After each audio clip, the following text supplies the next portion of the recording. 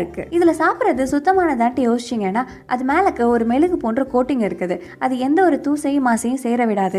1-2 இருந்தாலும் நீங்க தண்ணி விட்டு கழுவும் போது அது எல்லாத்தையும் கிளீன் பண்ணிடும். சூடான உணவு இந்த இலையில பரிமாறும் போது அந்த மெழுகு போன்ற கோட்டிங் உருகி உங்களோட உணவோட சுவையை கூட்டி கொடுக்குது. இயற்கையா மரத்துல இருந்து கிடைக்கிற இந்த இலையில கெமிக்கல்ஸ் கிடையாது. நம்ம வீட்டுல பாத்திரம் தொழுக்கிறதுக்கு யூஸ் பண்ற சோப்புல நிறைய கெமிக்கல்ஸ் இருக்கு. நம்ம அந்த பாத்திரத்தை சரியா தேய்ச்சாலும் அதுல படிஞ்சு இருக்கக்கூடியதா இருக்கு. இது ஈகோ ஃப்ரெண்ட்லியா இருக்கு. அதாவது சீக்கிரத்திலே மக்கக்கூடியது.